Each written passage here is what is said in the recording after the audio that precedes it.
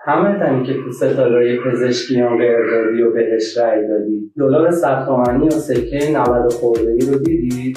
غر نزن، غیر بده. اگه واسه تهیه یه داروی ساده مجبور شدی کل داروخونه‌های شهر رو بگردی، غر نزن، غیر بده. اگه به چیزی انتقاد داشتی و دولت بهت گفت تقصیر تحریم‌های آمریکاست، غر نزن، غیر بده. اگه روزی 2-3 ساعت برقای خونت میره و 1000 جور مشکل واسه ایجاد کرده، غر نزن، غیر بده. غیر دادن یه عده به قیمت نیمه شب نداشتن یه عده دیگه داره تموم میشه.